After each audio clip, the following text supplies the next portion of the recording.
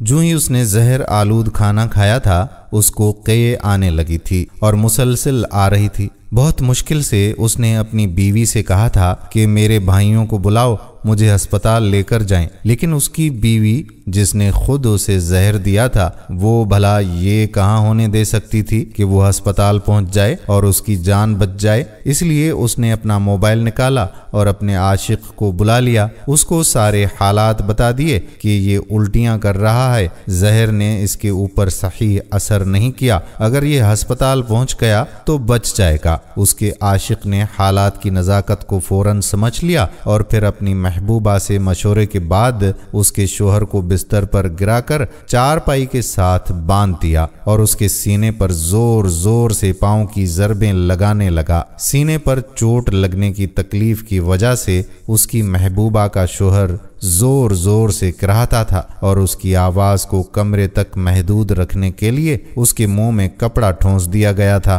وہ منہ میں کپڑا آسانی سے نہیں ڈالنے دے رہا تھا، مجبوراً اس کی محبوبہ نے اپنے شوہر کی گردن پر پاؤں رکھ کر دبایا تھا، جس سے سانس رکنے کی وجہ سے اس کا منہ خود بخود کھل گیا تھا اور کھلے منہ میں آسانی سے کپڑا ڈال دیا گیا تھا۔ اب چونکہ اس کے ہاتھ بندھے ہوئے تھے اس لیے وہ چاہ کر بھی منہ سے کپڑا نہیں نکال سکتا تھا۔ اب کپڑے کی وجہ سے اس کی آواز بالکل گھٹ کر رہ گئی تھی، جو بمشکل کمرے میں بھی سنائی نہیں دیتی تھی۔ ایک بار پھر اس کے سینے پر پاؤں کی مدد سے ضربیں لگانا شروع کر دی گئیں، یہاں تک کہ اس کے منہ اور نازک اعضاء سے خون نکلنے لگا۔ تقریباً 1.5 گھنٹے تک اس کو یوں ہی اذیت ناک انداز سے تکلیف دی جاتی رہی تھی اور 1.5 گھنٹے کے بعد اس کی گردن ایک طرف کو لڑھک گئی تھی، جس سے یہ اندازہ لگا لیا گیا تھا کہ اب اس کی موت واقع ہو چکی ہے۔ اس لیے اس کو چھوڑ کر انہوں نے اپنے جسم کی ہوس مٹانا شروع کر دی تھی۔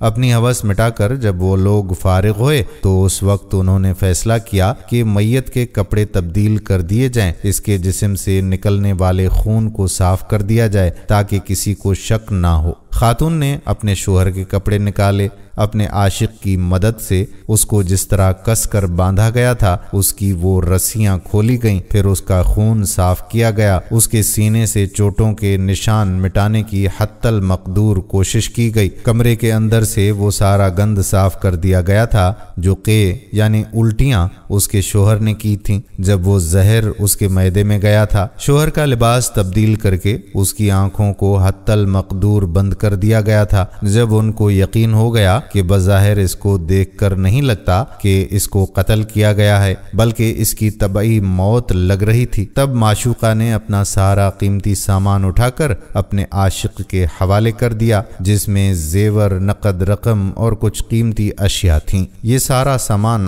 حوالے کرنے کے بعد اپنے عاشق کو گھر سے فرار کروا دیا۔ جب اس کو یقین ہو گیا کہ اس کا عاشق اس کے گاؤں سے دور جا چکا ہے تو اس نے محلے میں رونا پیٹنا شروع کر دیا اور سب لوگ اکٹھے ہو گئے۔ دیہات کے چند دانا لوگوں نے اس کے شوہر کی موت کی تصدیق کر دی، اس لیے ڈاکٹر کے پاس لے جانے کی زحمت ہی نہ کی گئی، لیکن جب میت کو غسل دیا جا رہا تھا تو اس کے سینے پر لگی ہوئی ضربیں کچھ اور بتا رہی تھیں۔ مر جانے والے انسان کے بھائیوں کو شک گزرا تو انہوں نے پولیس کو اطلاع کر دی۔ پولیس نے آ کر لاش کا جائزہ لیا تو اندازہ ہو گیا کہ یہ انتہائی منظم طریقے سے شاطرانہ انداز میں کیا گیا قتل ہے، اس لیے انہوں نے لاش کو تحویل میں لے کر پوسٹ مارٹم کے لیے بھیج دیا اور مر جانے والے کی بیوی اور کچھ اور قریبی رشتہ داروں کو شک کی بنا پر گرفتار بھی کر لیا گیا۔ جب تک لاش کا پوسٹ مارٹم ہو کر آیا تب تک پولیس نے اپنی تفتیش تقریباً مکمل کر لی تھی۔ ان کی بیوی قتل کا اعتراف کر چکی تھی اور ساتھ ہی اس نے اپنے عاشق کے متعلق بھی بتا دیا تھا، وہ کہاں رہتا ہے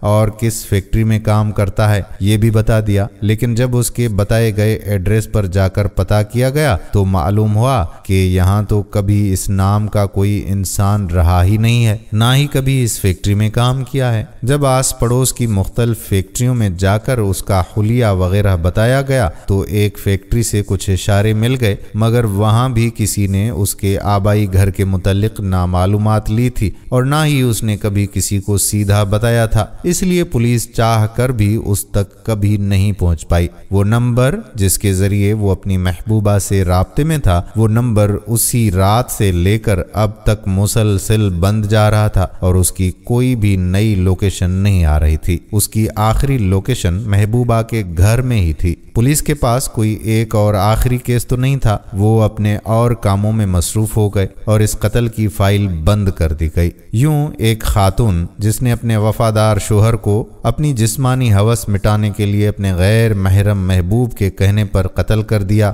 وہ جج کے سامنے پیش کی گئی اور اس کو موت کی سزا سنا دی گئی۔ وہ آج بھی جیل میں قید ہے، نہ تو اس کے سسرال کی طرف سے کوئی اس کیس کی پیروی کر رہا ہے اور نہ ہی کوئی اس کے میکے سے اس کیس کی پیروی کرنے کے لیے تیار ہے۔ اس کا وہ محبوب جس کی خاطر اس نے اپنے مجازی خدا کی جان لی تھی، اس محبوب نے اسی کے دیے گئے پیسے اور زیور وغیرہ کو بیچ کر عیاشی شروع کر دی ہے اور پلٹ کر کبھی اس کی خبر تک نہیں لی۔ آج وہ جیل میں قید دوسری خواتین کو یہ بتاتی ہے کہ غیر محرم کی محبت عذاب ہے، لیکن افسوس کہ وہاں سب اس جیسی ہی آتی ہیں جن کے پاس اب پچھتانے کے سوا کچھ نہیں ہوتا، اور وہاں ایسی کوئی نہیں ہوتی جس کے پاس اتنا موقع ہو کہ وہ اس کی نصیحت پر عمل کر سکے۔ جیل کے اندر جہاں 6 لوگوں کو قید کرنے کی جگہ ہے، وہاں 20 خواتین کو ڈالا گیا ہوتا ہے۔ وہاں وہ سانس کی مریضہ ہو چکی ہے۔ اس نے کئی بار رحم کی اپیل کی ہے،